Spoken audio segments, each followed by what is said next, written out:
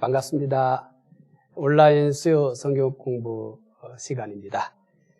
오늘은 지난주에 이어서 10강 산돌이신 예수님 공부하려고 합니다. 베드로전서 2장 4절부터 8절까지 말씀입니다. 베드로전서 2장 4절부터 8절까지입니다. 말씀 함께 읽도록 하겠습니다. 베드로전서 2장 4절부터 8절까지입니다. 말씀 함께 읽겠습니다. 사람에게는 버림바가 되었으나 하나님께는 택하심을 입은 보배로운 산돌이신 예수님께 나아가 너희도 산돌같이 신령한 집으로 세워지고 예수 그리스도로 말미암아 하나님이 기쁘게 받으실 신령한 제사를 드릴 거룩한 제사장이 될지니라. 성경에 기록되었으되 보라 내가 택한 보배로운 모퉁이 돌을 시온에 두노니 그를 받는 자는 부끄러움을 당하지 아니하리라 하였으니 그러므로 믿는 너희에게는 보배이나 믿지 아니하는 자에게는 건축자들이 버린 그 돌이 모퉁이의 머릿돌이 되고 또한 부딪히는 돌과 걸려 넘어지게 하는 바위가 되었다 하였느니라. 그들이 말씀을 순종하지 아니함으로 넘어지나니 이는 그들을 이렇게 정하신 것이라. 아멘. 오늘은 베드로전서 2장 4절부터 8절까지 말씀을 공부하겠습니다. 먼저 지난주에 공부했던 9강 복습 먼저 하겠습니다. 지난주 9강 말씀하면서 첫 번째 질문이 뭐냐면 성장의 목표는 무엇입니까? 라는 질문이었습니다. 이 질문에 대한 대답은 베드로전서 2장 2절 성장의 목표는 구원에 이르도록 자라는 것입니다. 두 번째 질문은 신앙 성장을 위해서 버려야 할 것은 무엇입니까? 5가지 버려야 될 것들을 소개했었죠. 모두 5가지 베드로전서 2장 1절의 내용입니다. 첫 번째, 악독을 버려야 합니다. 두 번째, 기만을 버려야 합니다. 세 번째, 외식을 버려야 합니다. 네 번째, 시기를 버려야 합니다. 다섯 번째, 비방을 버려야 합니다. 세 번째 질문은 신앙 성장을 위해 해야 할 것은 무엇입니까? 이 질문에 대한 대답은 베드로전서 2장 2절입니다. 갓난 아이들 같이 순전하고 신령한 젖을 사모해야 합니다. 네 번째 질문은 신앙이 성장해야 할 이유가 무엇입니까? 이 부분에 대한 대답은 베드로전서 2장 3절입니다. 예수님의 인자하심을 맛보았기 때문에 신앙이 성장해야 합니다. 이렇게 해서 지난주에는 베드로전서 2장 1절부터 3절까지 공부를 했고요. 오늘은 베드로전서 2장 4절부터 8절까지 말씀입니다. 제목은 이미 소개한 것처럼 산돌이신 예수님. 제목이 우리에게 많은 이렇게 호기심을 주고 있습니다. 오늘 말씀 산돌이신 예수님, 우리가 주의 깊게 함께 공부하게 되면 오늘 예수님에 대해서 좀 더 많은 것을 배우게 될 겁니다. 사람들의 기대 가운데 성장에 대한 기대가 가장 클 겁니다. 부모들은 자나깨나 자녀들이 건강하게 잘 성장하기만을 바랍니다. 부모의 가장 큰 기대는 자녀들이 건강하게 잘 성장하는 것입니다.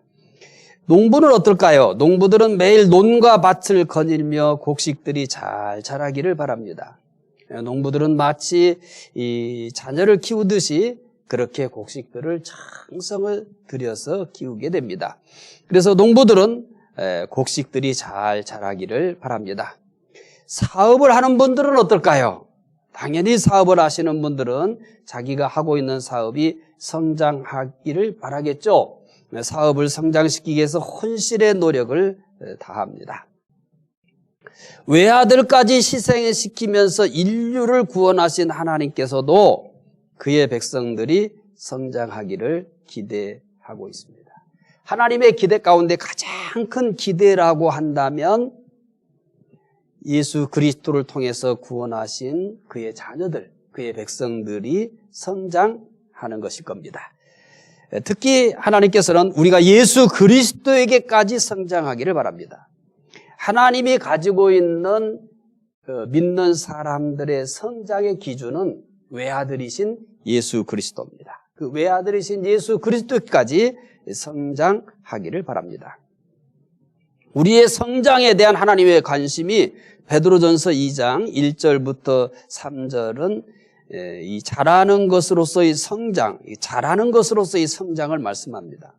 근데 2장 4절부터 8절 오늘 공부할 이것은 건축으로서 성장을 말씀하고 있습니다.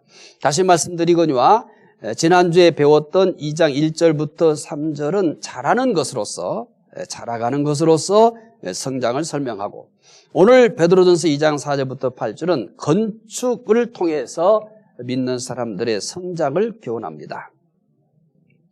오늘은 베드로전서 2장 4절부터 8절 건축으로 성장을 말씀하고 있는 부분에 대해서 하나씩 살펴보도록 하겠습니다.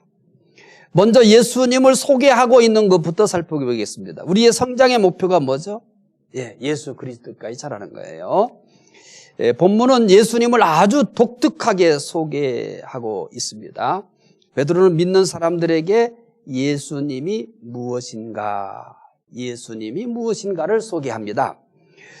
첫 번째, 믿는 사람들에게 예수님은 무엇입니까? 믿는 사람들에게 예수님은 무엇입니까? 베드로는 흩어진 나그네들, 믿는 사람들이죠. 흩어진 나그네들에게 예수님은 무엇인가? 좀 질문이 그렇죠? 그런데 이 질문의 답을 찾아가면은 왜 예수님은 무엇입니까? 라고 했는지를 이해하게 될 겁니다. 믿는 사람들에게, 흩어진 나그네들에게 예수님은 무엇입니까? 첫째는 믿는 사람들에게 예수님은 보배로운 산돌입니다. 베드로전서 2장 4절 읽어보겠습니다. 사람에게는 버림받았으나 하나님께서는 택하심을 입은 보배로운 산돌이신 예수께 나아가. 자, 예수님을 제가 이렇게 말씀드렸었죠. 예수님은 무엇입니까? 그러니까 왜 이렇게 질문했는지 이제 그 답을 여러분들이 확인하셨기 때문에 알 겁니다. 예수님을 뭘로 표현하고 있어요? 보배로운 산돌. 먼저 산돌에 대해서 생각해 봅시다. 베드로는 예수님을 왜 산돌이라고 하였을까요? 산돌. 돌과 생명은 이게 조화가 안 되는 겁니다.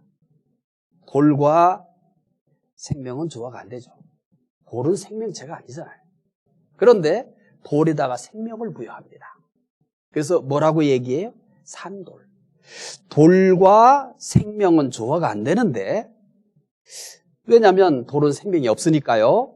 그런데 이 돌을 뭐라고 설명했다고 그랬어요? 산돌. 이렇게 설명했어요. 돌에 생명이 있는 것처럼 표현했어요. 자, 여러분 이제 오늘 이 공부를, 베드로전서 공부를 하고 있는 분들은 그래도 이제 신앙생활을 좀 오래 하신 분들이 많을 거예요. 최근에 하신 분도 있을 수 있겠는데, 근데 모두가 다 예수님을 산돌로 표현한 이 말씀은 다 한 번쯤은 읽었어요. 근데 저는 지금까지 이제 목회를 하면서 한 분에게도 목사님, 산돌이 뭐예요? 이렇게 질문을 받아본 적이 없어요. 왜 그러냐면은 왜 이 질문이 없었다고 제가 얘기를 할까요? 이해가 안 되는 말이잖아요. 돌이 왜 살아요? 돌은 생명체가 없거든요. 생명체가 없는 돌에다가 생명을 부여해서 예수님을 뭐라고 그랬어요? 보배로운 산돌이라고 했어요. 산돌. 그런다고 해서 돌이 사는가?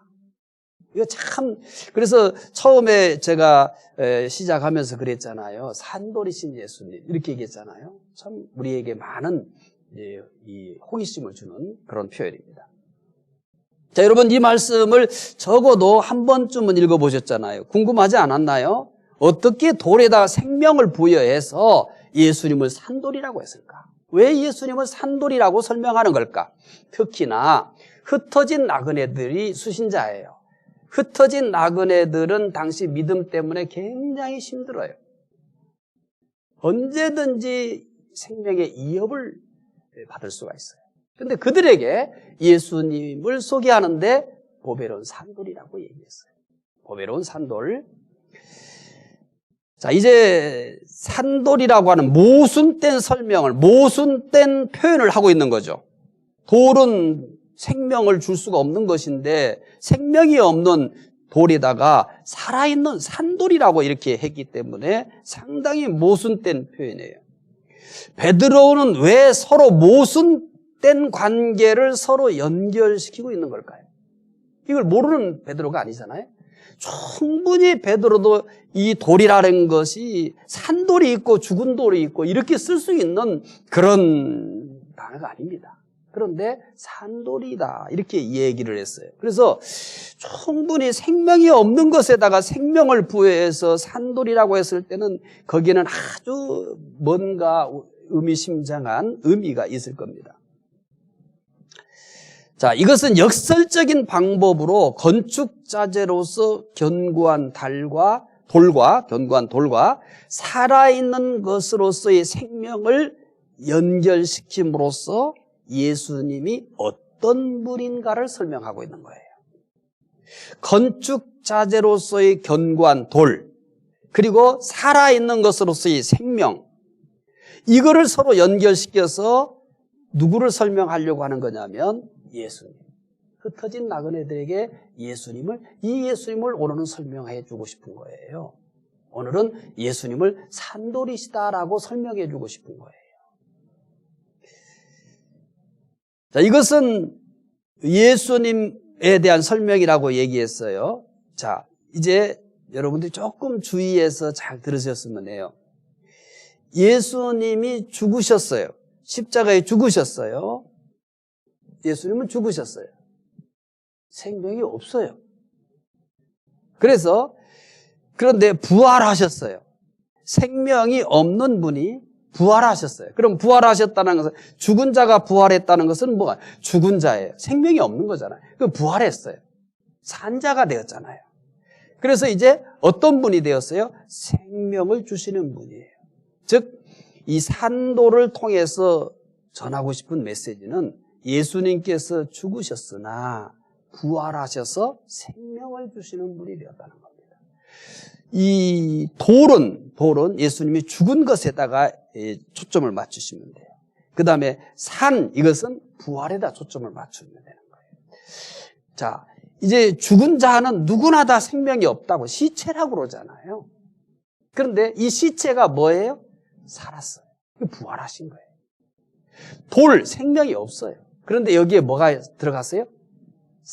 생명이 들어갔어요. 그래서 예수님을 뭐라고 불러요? 산돌이신 예수님.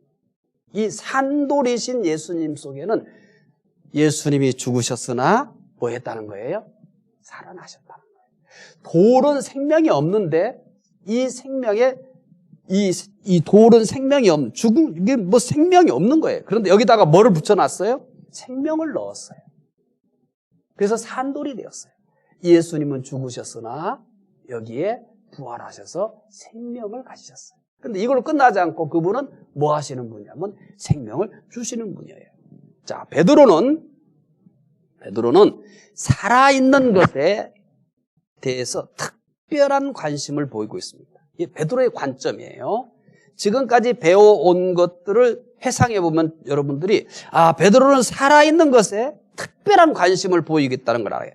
베드로전서 1장 3절에서는 그냥 소망해도 되잖아요. 근데 어떻게 표현했어요? 산소망이라고 합니다. 죽은 소망이 있고 산소망이 있는 거죠. 그 다음에 1장 23절에서는 이렇게 있어요. 살아있고 항상 있는 말씀.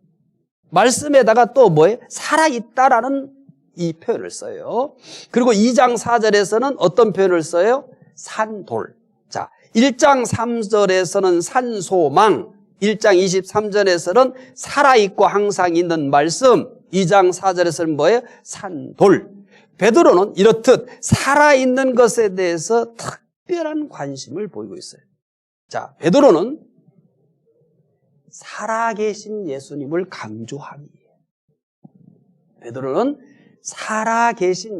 강조하기에, 산소망, 살아있고 항상 있는 말씀, 산돌이라고 이런 표현을 선택합니다. 자, 예수님 어떤 분이에요? 살아계신 하나님이에요. 살아계신 하나님을 강조하기 위해서 그분을 향한 소망은 산소망이에요. 그분의 말씀은 살아있는 말씀이에요. 그리고 산돌, 이렇게 표현했습니다. 우리가 믿는 예수님은 항상 살아계시는 분이에요. 그래서 예수님께서 살아계시기 때문에 믿는 사람들의 소망은 산소망이 되는 거예요. 그리고 그분의 말씀은 살아있는 말씀이 되는 거예요. 베드로는 밖으로 항상 죽음의 위협을 받고 있는 흩어진 나그네들에게 예수님 살아계신 분이라고 소개할 필요가 있었어요. 또 이미 예수 믿으면서 순교한 사람들도 많아요. 또 언제든지 죽을 수도 있는 위험 앞에 노출되어 있어요. 그렇게 죽음의 위협을 늘 받고 있는 흩어진 나그네들에게 예수님에 대해서 어떤 예수님을 소개하고 싶었냐면 당신들이 믿는 예수님은 살아계신 분입니다. 당신들이 믿는 예수님은 살아계십니다. 이것은 흩어진 나그네들에게 큰 위로가 되기 때문입니다. 살아계신 예수님은 그를 믿는 자들에게 생명을 줍니다. 박해자들이 그들의 육체적 생명을 빼앗아 갈 수 있을지 모르지만 영원한 생명은 그들이 건들 수가 없어요. 그리고 그들이 빼앗아 갔던 육체도 반드시 예수님처럼 부활하게 됩니다. 그들에게 두려운 것은 아무것도 없었습니다. 그들의 삶은 항상 생기가 넘치는 거예요. 생기가. 왜 그러냐면 예수님은 어떤 분이? 산돌이신 예수님이에요. 그들에게는 살아계신 예수님이 계시기 때문입니다. 오늘 우리의 삶은 어떻습니까? 생기가 넘치고 있습니까? 아무것도 두렵지 않습니까? 예수님이 계신 사람들은 항상 이렇게 살아야 돼요. 흩어진 나그네들처럼 우리도 그들 못지않게 다양한 문제들을 오늘 또 만나고 있습니다. 내일 또 만날 거예요. 그런데 흩어진 나그네들에게 이 살아계신 예수님을 증거하면서 오늘을 살아간 우리들에게도 당신들이 믿는 예수님도 오늘도 살아계신다. 이렇게 우리들에게도 위로해주고 있는 것입니다. 이제 산돌에서 생명의 산, 이 생명에 대한 얘기를 한 거예요. 이제 돌에 대해서 생각해 보겠어요. 베드로는 왜 예수님을 돌이라고 했을까요? 요즘같이 돌이라고 하면 아주 모욕적인 얘기 아닙니까, 사실. 성경에 기록되어 있으니까 예수님을 보배로운 산돌 이렇게 얘기를 하는 거지. 왜 하필이면 베드로는 예수님에 대해서 설명할 수 있는 것들이 얼마나 많아요. 얼마나 고상한 것도 많아요. 그런데 왜 하필이면 예수님을 돌에다가 이렇게 설명하는 거예요? 궁금하지 않습니까? 왜 하필이면 예수님을 돌이라고 하는 거예요? 돌이라는 얘기예요. 그 앞에다 산자를 넣은 것이지. 그러니까 고상해 보이는 거지. 돌은 돌이에요. 이거는 베드로가 터득한 매우 깊은 신앙적 의미가 있어요. 베드로는 가이사랴 빌립보에서 주는 그리스도시요 살아계신 하나님의 아들이시니다 라고 신앙을 고백했어요. 그러자 예수님께서 베드로에게 너는 베드로라. 내가 이 반석 위에 내 교회를 세우리니 음부의 권세가 이기지 못하리라. 이렇게 얘기했어요. 베드로는 우리가 이제 반석 이렇게 얘기하지만 우리가 좀 더 편하게 그냥 얘기하면 돌이라는 뜻이에요. 돌. 반석은 돌 아닙니까? 돌이에요. 베드로는 돌이라는 뜻이에요. 예수님께서 베드로를 뭐라고 부른 거예요? 우리는 반석이다 이렇게 얘기 맞아요. 반석이에요. 그런데 그 반석도 뭐예요? 돌이죠. 예수님께서 베드로를 뭐라고 한 거예요? 돌이라고 한 거예요. 하지만 베드로는 예수님께서 지어주신 돌이라는 이름과 어울리지 않게 흔들리며 실패했어요. 베드로가 뼈아픈 실패를 극복하고 예수님을 깊이 체험한 후에야 이런 고백을 합니다. 예수님이야말로 산돌이다. 이거는 누구만이 이렇게 고백할 수 있는 거냐면 베드로예요. 예수님이 베드로에게 뭐라고 불렀기 때문에 너 돌이야. 나쁜 의미의 돌이 아니야. 반석이에요. 그런데 베드로의 신앙은 그러지 못했거든요. 예수님 부인하고 저주하기까지 하지 않았습니까? 예수님을 깊이 뼈아픈 실패 후에 예수님을 깊이 경험한 후에 나온 이 예수님을 향한 고백이에요. 예수님이 베드로에게 베드로 이렇게 돌이라고 했잖아요. 이 돌의 신학을 베드로가 깨달은 거예요. 그러니까 베드로만 이런 정말 기가 막힌 예수님에 대한 표현이 가능한 거예요. 이건 베드로만이 할 수 있는 얘기예요. 여기서 돌의 신학이 꼽히게 되었습니다. 베드로가 예수님을 산돌이라고 한 이유는 예수님은 돌처럼 영원히 흔들리지 않고 견고한 분이라는 뜻입니다. 그리고 베드로가 돌이 될 수 있었던 것도 이거는 이제 변화된 돌이죠. 흔들리지 않는 이 돌이 될 수 있었던 것도 예수님 안에서만이 가능했습니다. 우리는 베드로처럼 흔들리는 약한 존재입니다. 참 많이 넘어지잖아요. 참 많이 흔들리잖아요. 오늘도 아마 우리는 많이 흔들렸을 거예요. 또 오늘도 넘어지신 분도 있을 거예요. 우리 그렇게 하면서 살아가는 거예요. 또 실패하신 분도 있을 거예요. 우리는 참 약한 존재이기 때문에 그래요. 수없이 많이 넘어집니다. 수없이 많이 실패합니다. 그렇게 살아가요. 이게 우리 혼자서는 항상 그럴 수밖에 없습니다. 그러나 산돌이신 예수님 안에 있으면 우리도 돌처럼 흔들리지 않게 될 겁니다. 우리가 흔들리지 않게 되는 것은 우리가 흔들리지 않을 수 있는 사람이 되었기 때문이 아니에요. 우리는 그런 사람이 될 수가 없어요. 그리스도 안에 있을 때. 베드로가 흔들리지 않는 돌이 된 것은 그의 노력으로 된 게 아니에요. 예수 그리스도 안에 있을 때 그렇게 된 거예요. 우리도 마찬가지예요. 우리도 흔들리지 않을 수 있는 유일한 답은 뭐냐면 예수 그리스도 안에 있을 때만 가능해요. 나 혼자는 불가능합니다. 나 혼자는 불가능해요. 지금도 흔들리고 있습니까? 너무 자주 실패하여서 실패가 두렵습니까? 예수님 안에 계십시오. 내 능력과 내 노력으로 실패하지 않으려고 한다면 그건 불가능한 일입니다.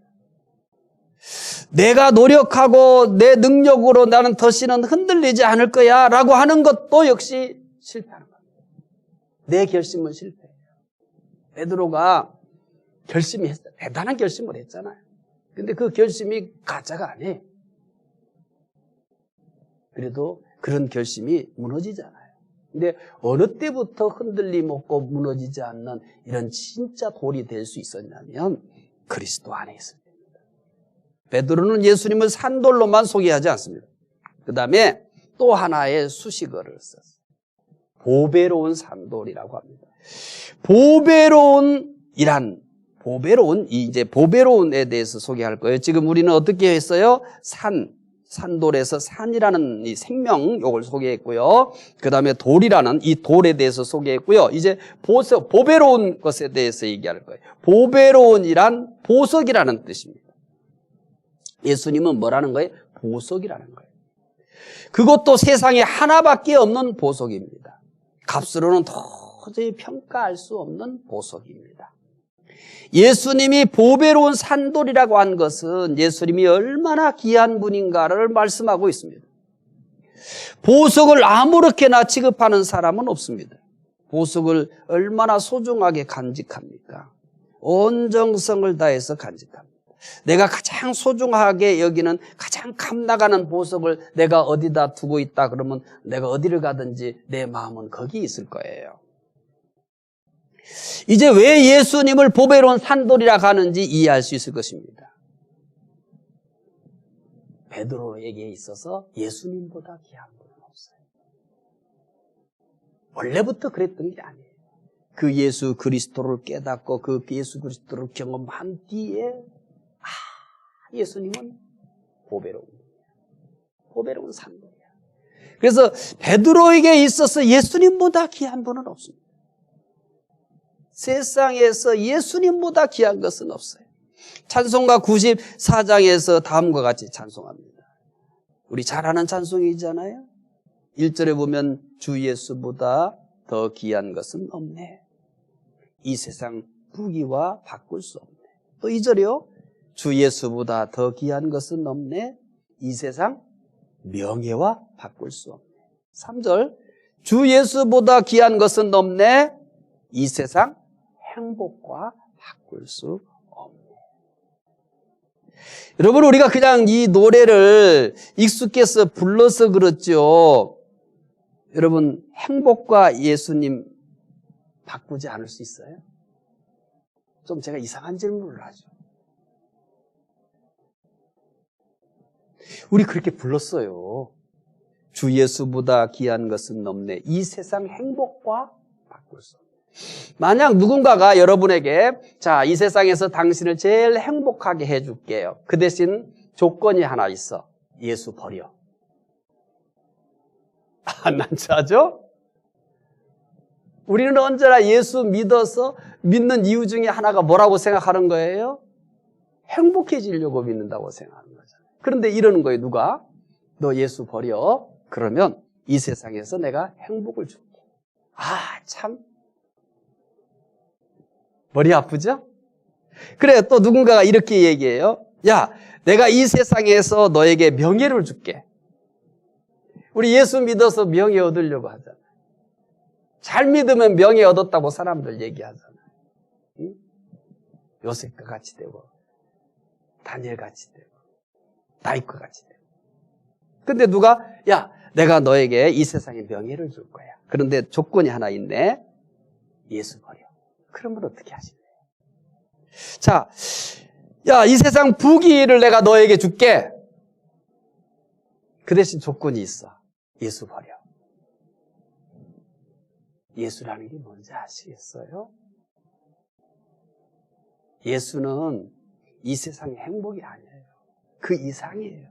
예수님은 이 세상의 명예가 아니에요. 그 이상이에요. 예수님은 이 세상의 부귀와 아니에요. 그 이상이에요.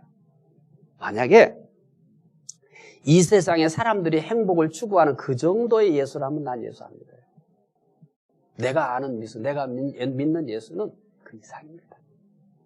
이 세상의 명예 정도밖에 줄 수 없는 예수님이라면 난 예수 안 믿어요. 그럼 이 세상에서 노력하면 될 거 아닌가? 그런데 이 세상의 명예 이상이에요. 자, 예수님이 이 세상에 부귀를 주시는 분 정도다? 그럼 난 예수 안 믿어요. 그 이상이에요. 우리가 믿는 예수는 이 세상의 행복 이상이에요. 우리가 믿는 예수는 이 세상의 명예 이상이에요. 우리가 믿는 예수는 이 세상의 부귀 이상이에요. 그래서 제가 하나님께서 나에게 주신 선물들 첫 번째가 뭐냐면 예수님이에요. 첫 번째가 예수님이에요. 하나님이 나에게 주신 최고의 선물이 뭐냐 그러면 저는 첫 번째 예수님, 두 번째는 성경이에요. 또 있어요. 자, 예수님을 가장 귀하게 여기십시오. 보석을 간직하는 것처럼 예수님을 모시고 사시기 바랍니다. 오늘 온라인 수요 성경 공부하시는 분들은 모두가 오늘 이 시간 예수님이 여러분의 인생에 가장 귀한 보배 되시기 바랍니다. 예수님을 가장 귀한 보배로 해서 보배로 여겨서 여러분 손해 안 봐요. 절대 손해 안 봅니다. 믿는 사람들에게 예수님은 보배로운 산돌입니다. 베드로는 믿는 사람들에게 예수님은 또 무엇일까요? 두 번째는 믿는 사람들에게 예수님은 모퉁이 돌이라고 합니다. 갈수록 난처해지네요. 베드로는 믿는 사람들에게 예수님은 첫째는 보배로운 산돌이라고 설명했어요. 그 다음에 또 뭐라고 설명해요? 모퉁이 돌이래요. 하필이면 오늘은 돌만 얘기해요. 베드로전서 2장 6절 읽읍시다. 성경에 기록되었을 때 보라 내가 택한 보배로운 모퉁이 돌을 시온에 두노니 그를 믿는 자는 부끄러움을 당하지 아니하리라 하였으니. 먼저 모퉁이 돌부터 생각하겠습니다. 어떻게 쓰이는 것을 모퉁이 돌이라고 할까요? 모퉁이 돌은 건물의 모퉁이를 버티는 중요한 기초석이에요. 기초석. 우리는 이제 이 돌 건물이 아니기 때문에 오늘 우리하고 이해력이 다르는데, 건물의 가장 중요한 기초석이 모퉁이 돌. 따라서 아무 돌이나 모퉁이 돌로 사용하지 않습니다. 크고 견고한 돌을 모퉁이 돌로 사용합니다. 모퉁이 돌 위에 다른 돌이 쌓임으로 건물들이 만들어지거든요. 그러니까 모퉁이 돌은 건물의 기초석이 되는 것입니다. 베드로는 예수님을 그냥 모퉁이 돌이라고 하지 않았습니다. 베드로는 예수님을 모퉁이 돌이라고, 어떤 모퉁이 돌이라고 하냐? 자, 이제 어떤 모퉁이 돌일까요? 모퉁이 돌은 모퉁이 돌인데 그냥 모퉁이 돌이 아니에요. 자, 예수님을 돌인데 산돌이에요. 근데 그냥 산돌이 아니라 뭐랬어요? 보배로운 산돌이에요. 이제는 모퉁이 돌로 설명하는데 그냥 모퉁이 돌이 아니에요. 예수님은 하나님께서 택하신 모퉁이 돌. 베드로전서 2장 6절 읽어봅시다. 성경에 기록되었을 때 보라 내가 택한 보배로운 모퉁이 돌을 시온에 두노니 그를 믿는 자는 부끄러움을 당하지 아니하리라 하였으니. 사람들은 예수님을 버렸지만 하나님께서는 택하셨어요. 그래서 내가 택한 보배로운 모퉁이 돌 이렇게 얘기합니다. 예수님은 사람들이 버린 것과 상관없이 너무나 귀하십니다. 여기서 우리들의 존재도 새롭게 발견됩니다. 우리 예수님처럼 우리도 사람들에게 철저히 버림받을 수 있습니다. 예수님께서 사람들에게 버림받았기 때문에 그를 믿는 사람들도 당연히 이 세상 사람들로부터 존경받고 사랑받고 인정받는 일보다는 버림받는 일이 많아요. 그러나 우리는 불쌍한 자가 아닙니다. 하나님께서는 우리를 택하셨기 때문입니다. 사람들은 예수님을 버렸지만 하나님 그 아버지는 그를 선택하셨어요. 그런 것처럼 그를 믿는 우리를 이 세상 사람들이 버리지만 하나님은 우리를 선택하십니다. 세상에서 우리만큼 귀한 존재는 없습니다. 우리는 현재 우리 처지와 상관없이 너무나 귀한 존재. 자, 예수님 귀한 존재 아니에요. 귀한 존재잖아요. 그럼 사람들이 예수님을 귀하게 대했나요? 아니잖아요. 비웃고 조롱하고 침뱉고 때리고 십자가에 못 박아서 죽였잖아요. 사람들이 그렇게 예수님을 천하게 대하고 사람들이 예수님을 그렇게 모욕을 했더라도 우리는 절대 예수님을 불쌍한 자로 생각하지 않아요. 예수님을 절대 실패한 자로 생각하지 않아요. 예수님을 절대 불행한 자라고 생각하지 않아요. 우리는 예수님을 가장 귀하신 분이라고 생각해요. 왜 그런데 우리는 예수님이 세상에서 그런 대우를 받아도 한 번도 예수님을 불쌍한 자로 보지도 않았고 실패한 자로 보지도 않았고 예수님 우리는 가장 귀하게 여기잖아요. 나에 대해서도 마찬가지예요. 내가 지금 무엇을 하고 있고 내 경제적 능력이 얼마나 되고 내가 지금 생활 형편이 어떻고 사람들이 어떤 대우를 받든지 우리는 귀한 존재예요. 예수님이 사람들을 그렇게 십자가에 못 박고 비웃고 조롱하고 멸시했지만 우리는 한 번도 예수님을 불쌍한 분이라고 생각하지 않잖아요. 한 번도 예수님을 불행한 자라고 생각하지 않잖아요. 그렇듯이 나 자신도 마찬가지. 우리 믿는 사람도 마찬가지. 내가 지금 어떤 형편에 있든지 절대 우리 자신에 대해서 불쌍한 자, 불행한 자, 실패한 자로 생각하지 말아요. 우리 안에 그 예수가 있잖아요. 그 보배로운 예수가 있잖아요. 흩어진 나그네들에게 이 얘기를 하고 있는 거예요. 그래서 흩어진 나그네들은 한 번도 그들이 예수님께서 세상에서 버림받은 것처럼 세상에서 그들을 똑같이 버림받았지만은 한 번도 자기들을 실패한 자로 생각하고 불행한 자로 생각하고 그런 적 없어요. 오늘 우리도 마찬가지예요. 베드로는 예수님을 하나님께서 택하신 모퉁이 돌이라고 합니다. 또 어떤 모퉁이 있다고 그래요? 하나님이 택하신 모퉁이 돌이에요. 사람들은 버렸지만. 두 번째, 예수님은 보배로운 모퉁이 돌입니다. 예수님은 하나님께서 택하신 모퉁이 돌이에요. 그 다음에 또 어떤 모퉁이 돌을 했어요? 보배로운 모퉁이 돌이라고 했어요. 베드로전서 2장 6절 읽어봅시다. 성경에 기록되었을 때 보라 내가 택한 보배로운 모퉁이 돌을 시온에 두노니 그를 믿는 자는 부끄러움을 당하지 아니하리라 했어요. 예수님은 보통 모퉁이 돌이 아닙니다. 하나님이 택한 모퉁이 돌이죠. 그 다음에 어떤 모퉁이 돌이에요? 보배로운 모퉁이 돌입니다. 모퉁이 돌 가운데 가장 귀한 모퉁이 돌이에요. 보석으로 얻은 모퉁이 돌이에요. 이것은 어디서도 찾아볼 수 없습니다. 오직 하나밖에 없어요. 교회라는 신령한 건물에서만 볼 수 있는 모퉁이 돌이에요. 이것은 그 어떤 것으로도 대체될 수 없어요. 오직 하나밖에 없는 너무나 귀한 모퉁이 돌이기 때문에 그렇습니다. 이것은 우리 구원과 교회가 얼마나 값지고 귀한 것인가를 말씀해 주고 있는 겁니다. 우리가 예수 그리스도로 말미암아 구원받았다는 것과 교회가 예수 그리스도로 말미암아 세워졌다는 것은 최대의 축복입니다. 기쁨입니다. 이것은 우리가 항상 기뻐하고 감사해야 될 이유입니다. 세 번째는요, 예수님을 모퉁이 돌이라고 한 의미가 무엇일까요? 모퉁이 돌이라고. 왜 예수님을 모퉁이 돌이라고 했어요? 다시 베드로전서 2장 6절 읽읍시다.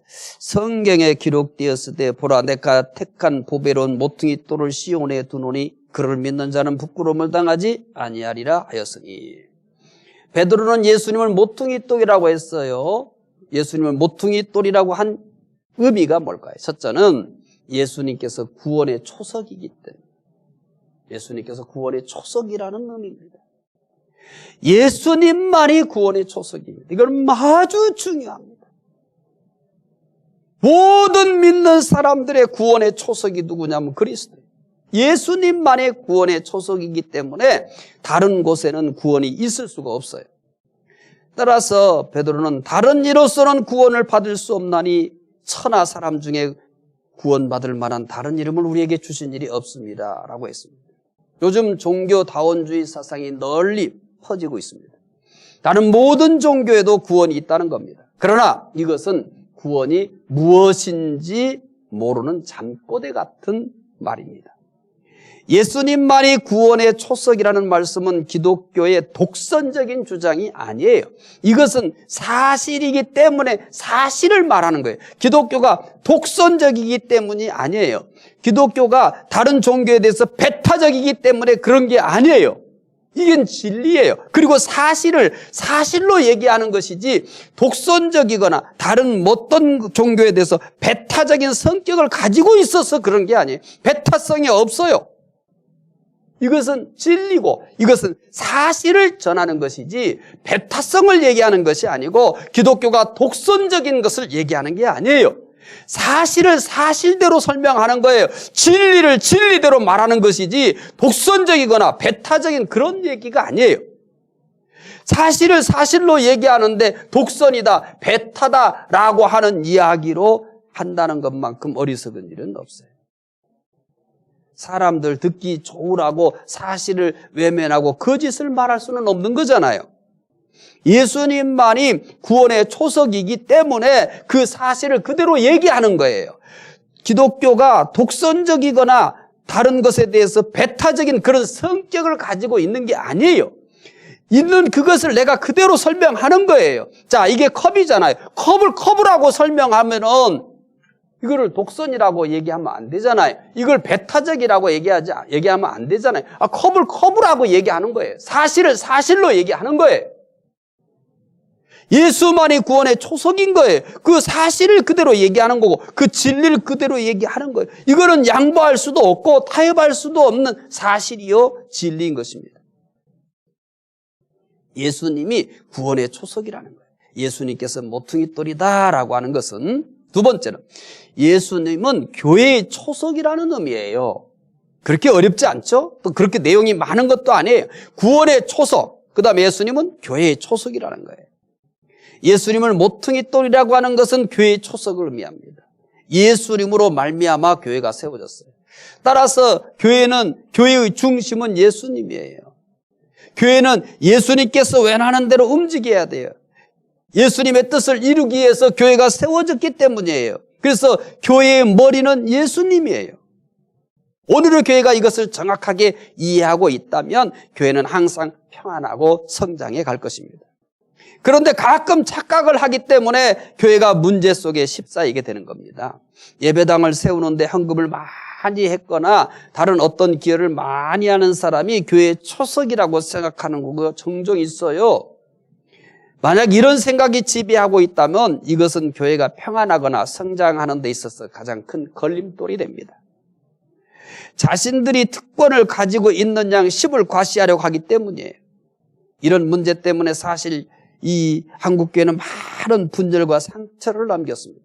교회는 예수님만이 초석입니다. 예수님만이 유일한 초석입니다. 누가 어떻게 헌금하고 누가 어떻게 봉사하고 누가 어떻게 전도했던 예수님만이 교회의 초석입니다. 예수님 한 분만이 교회의 초석일 때 교회는 편안하고 성장해 갈 수 있는 것입니다. 두 번째, 우리는 첫째, 믿는 사람들에게 예수님은 무엇입니까? 라고 설명했어요. 그렇죠?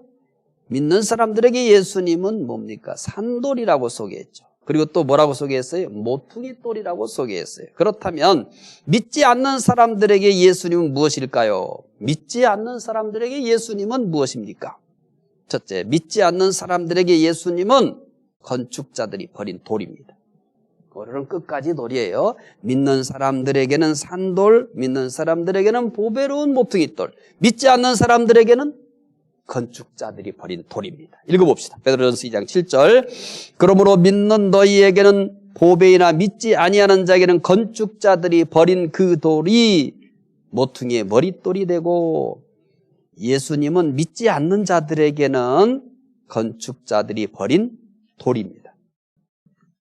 예수님을 건축자들이 버린 돌이라고 한 것은 유대 종교 지도자들에게 버림받은 것을 의미하는 거예요. 그들은 예수님을 아무 쓸모없이 이리저리 뒹구는 버려진 돌같이 여겼습니다. 결국 예수님은 그들에게 배척을 당하고 어떻게 했어요? 십자가에 죽기까지 하셨습니다. 믿음이 없는 사람들에게 예수님은 아무런 의미가 없어요. 그냥 건축자들이 쓸모없어서 버린 돌이라는 거예요. 아무 쓸모도 없이 그냥 버려진 돌이라는 거예요.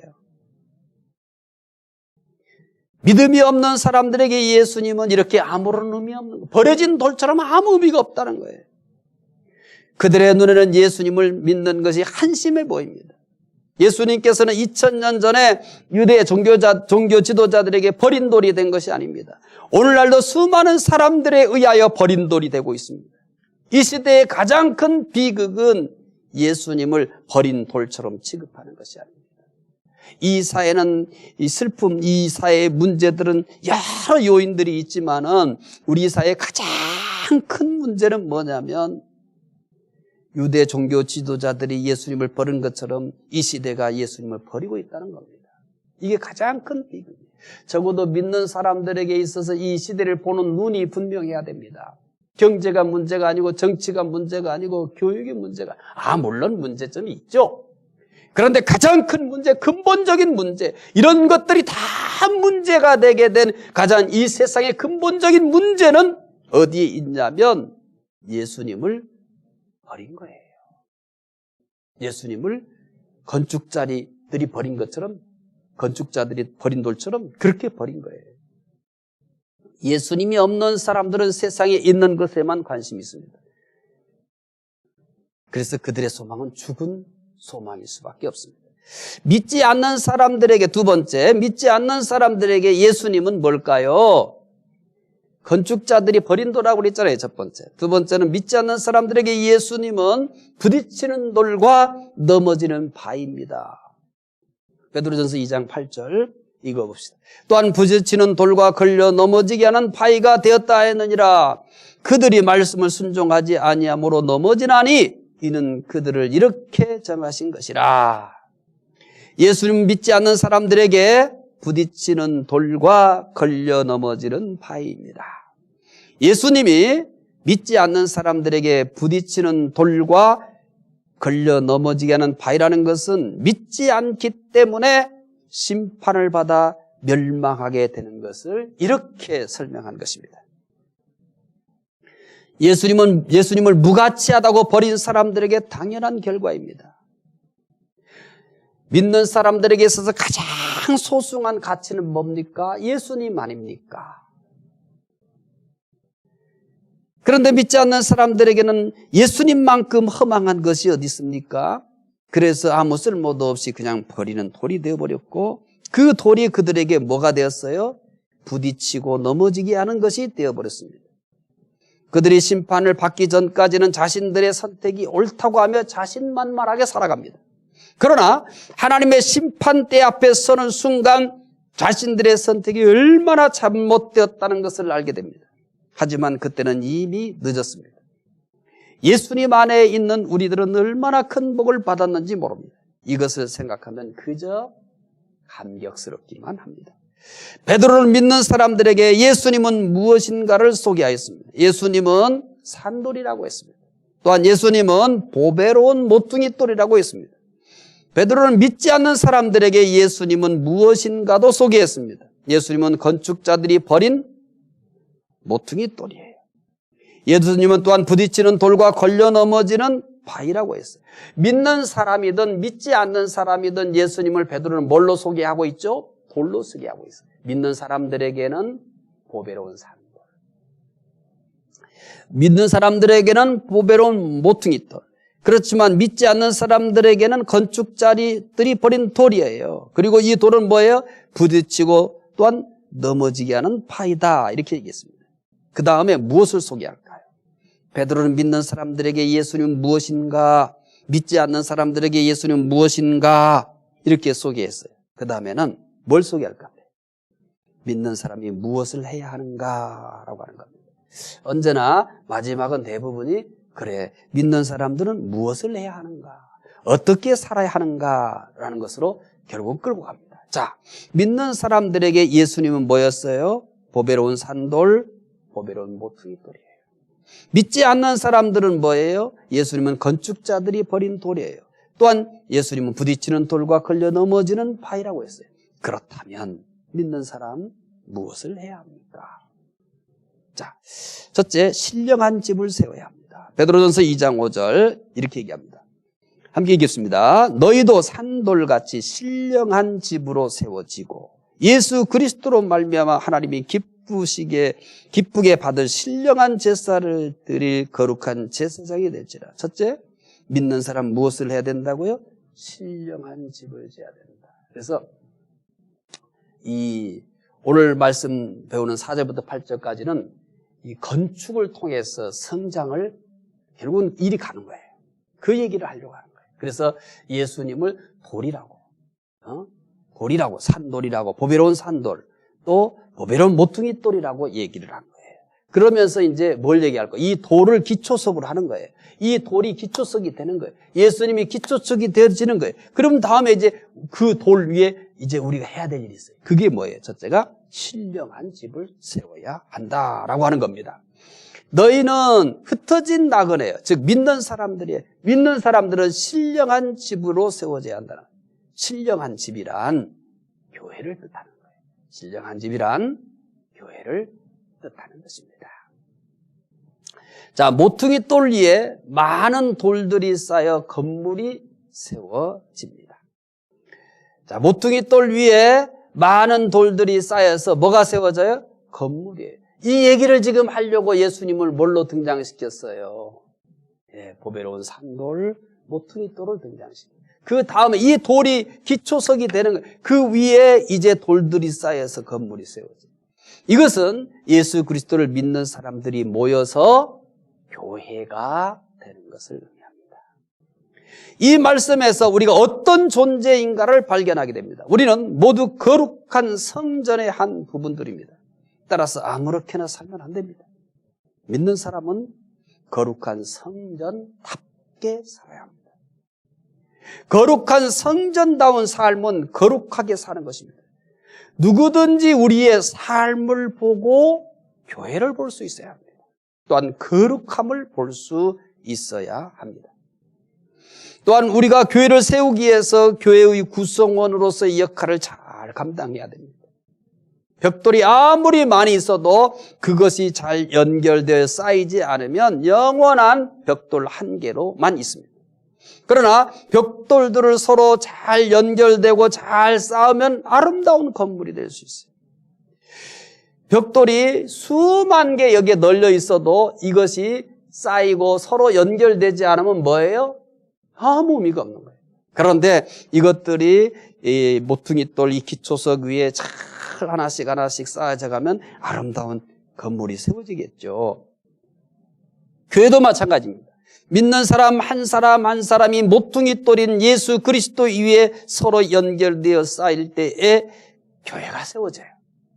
아름다운 교회를 세우기 위해서는 항상 서로를 돌봐야 돼요. 돌이 돌 위에 놓이고 돌과 또 돌 옆에 있는 돌과 위아래에 있는 돌이 차곡차곡 쌓이잖아요. 양옆에 있는 돌들이 서로 이렇게 맞닿잖아요. 그렇게 해서 건물이 세워지는 거예요. 교회도 그런 거예요. 교회도 그렇게 해서 세워져요. 연약한 제체가 있으면 서로 붙들어서 함께 신령한 집을 세워가는 거예요. 가끔 무교회주의자를 만납니다. 그들은 참 불쌍한 사람들이에요. 모퉁이돌인 예수 그리스도 위에 한 사람이 모여서 거룩한 교회가 세워진다는 이 진리를 몰라요. 오늘 이 본문도 몰라요. 그렇기 때문에 무교회주의를 얘기할 수 있는 거예요. 오늘 본문을 최소한 이 오늘 본문만이라도 최소한 알았어도 불가능한 일이에요. 그들은 벽돌 하나로 집을 세울 수 있다고 생각하는 것과 똑같아요. 무교회주의는 벽돌 하나로 집을 세울 수 있다고 하는 것과 똑같은 거예요. 혼자서 가족이 될 수 있다고 하는 것과도 똑같은 거예요. 벽돌이 모여서 집이 돼요. 성도들이 모여서 교회가 되는 거예요. 여럿이 모여서 가족이 되듯이 믿는 사람들이 모여서 교회가 되는 거예요. 믿는 사람들은 모퉁이돌이신 그리스도 위에 신령한 집인 교회를 서야 합니다. 그 다음에 또 뭘 해야 돼요? 두 번째, 신령한 제사를 드리는 제사장이 되어야 합니다. 베드로전서 2장 5절 읽어봅시다. 너희도 산돌같이 신령한 집으로 세워지고 예수 그리스도로 말미암아 하나님이 기쁘게 받으실 신령한 제사를 드릴 거룩한 제사장이 되리라. 베드로는 믿는 사람들에게 하나님께서 기쁘게 받으실 신령한 제사를 드리는, 베드로는 믿는 사람들에게 하나님께서 기쁘게 받으실 신령한 제사를 드릴 거룩한 제사장이 되라고 얘기합니다. 베드로는 어떻게 얘기했어요? 베드로는 믿는 사람들에게 하나님께서 기쁘게 받으실 신령한 제사를 드릴 거룩한 제사장이 되라고 합니다. 제사장이 어떤 사람들입니까? 구약 시대에는 아무나 제사장이 될 수 없습니다. 레위 지파 사람들만이 될 수 있습니다. 따라서 제사장은 특별한 사람이었어요. 그러나 신약 시대에서는 모든 사람이 거룩한 제사장이 될 수 있어요. 이것은 천동설에서 지동설을 주장하는 것보다 더 충격적인 선언입니다. 베드로는 어떤 의미에서 모든 사람이 거룩한 제사장이 된다고 하였을까요?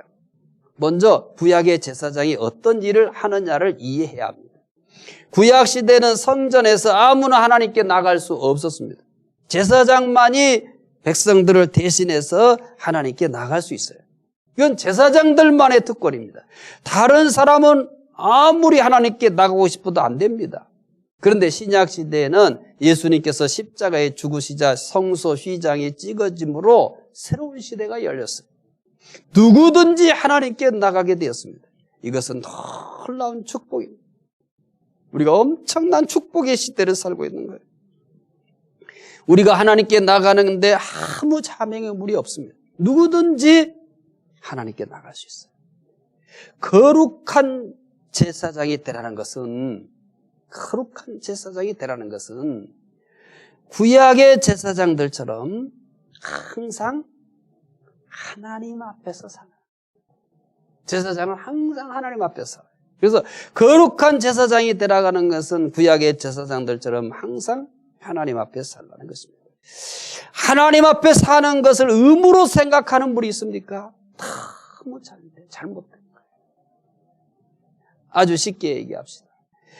세계 최고의 재벌과 함께 사는 것을 의무라고 생각하세요? 여러분, 세상에서 제일 유명한 예를 들어서 가수하고 살아요. 그럼 그걸 의무라고 생각하세요?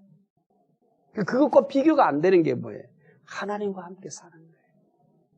하나님과 함께 사는 거예요. 이건 의무가 아니고 축복이에요. 특권이에요.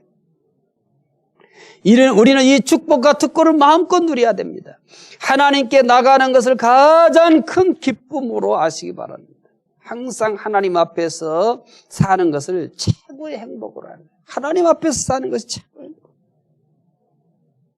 하나님 앞에 사는 것이 항상 기쁘십니까?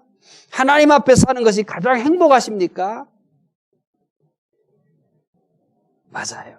하나님 앞에서 사는 사람만큼 기쁘고 행복한 사람은 없습니다. 이건 세상이 주는 행복이 아니에요. 우리의 모습이 너무나 기쁘고 행복하여 우리를 보는 이들도 하나님 앞에 살기를 소망하는 이들이 많이 생겨졌으면 합니다. 베드로전서 2장 5절 읽어봅시다. 다시 읽습니다. 너희도 산돌같이 신령한 집으로 세워지고 예수 그리스도로 말미암아 하나님이 기쁘게 받으실 신령한 제사를 드릴 거룩한 제사장이 될지라. 어떤 거룩한 제사장이 되라고 합니까? 신령한 제사를 드릴 거룩한 제사장이 되라고 합니다. 제사장의 직무가 제사를 드리는 것이기 때문에 당연한 요구예요. 구약의 제사장들은 동물을 제물로 드렸습니다.